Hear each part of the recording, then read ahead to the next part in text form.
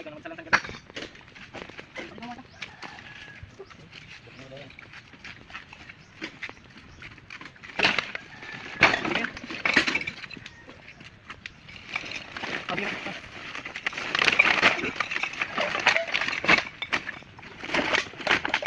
Kailangan kaya tayo sa ako. Palitan nyo na lang daw. Ito yung tako. Ha? Ito yung tako kapag naman. Di ba yan? Ayan, good morning mga kalekal. At syempre this time tanungin natin, may nagbibenta ng kalakal dito. Kung bumibili siya ng mga bote ng R8. Bibili ka si ano, kay Dory ng mga Red Horse. Red Horse. Bibenta ko lang ng Red Horse ko doon. Hello kalamaan. Hello kabilis. Nakasungit yung ba? Kaya Doreng, bibili ka nga ano, mga bote ng Red Horse? Ay hindi, sayang. Bibenta ko sana lang. Ayan, magbibenta kami ng mga kalakal ngayon doon. Siyempre ito nga aming mga kalakal. At tinanong ko nga ang Red Horse ay hindi daw. Sa tindahan ko nilibin.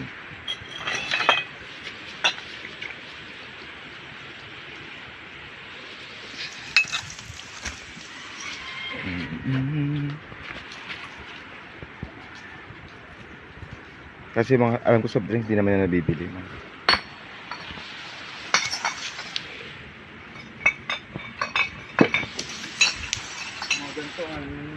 Alin? Hindi yan binibenta. Binibenta rin. Ayan.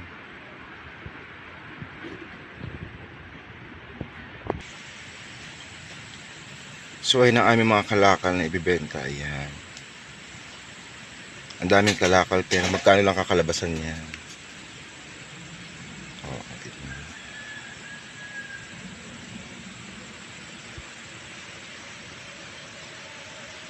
So, parang wala na mga kalakal dito.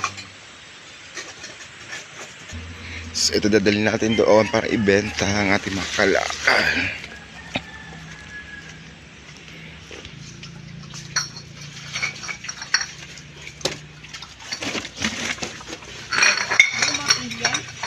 Iwalay. Ha?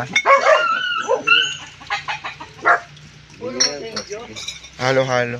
Ha? Halo-halo.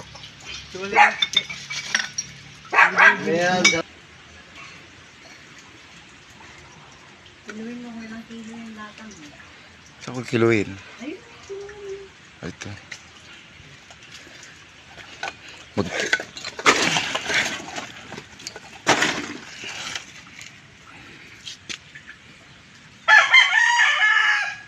Kulang 3. Ano mo yan? Patikti ka na lang. Kahapon, gabi na eh. Ang ina, dami na lang. Alas 7 eh. 8 pa kami. Oo. Ano pang plastic? Ay, ito pa ang plastic.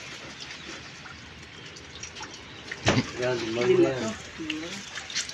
Tatlo to. Ilan? Dalawa. Magkano balat ka na? 75 na. Ha? 75. 85 na. Ha? 85.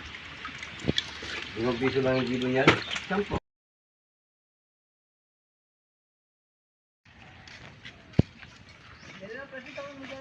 Ay, kung na magsalansan ka doon.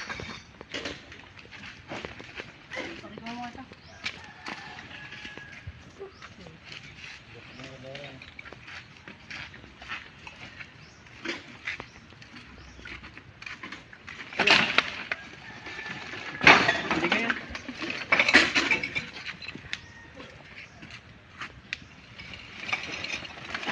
Bigyan na.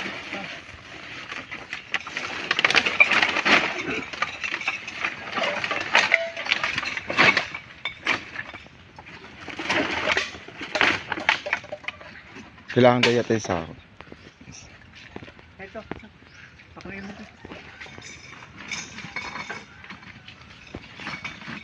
Palitan nyo na lang daw. Ito yung sako.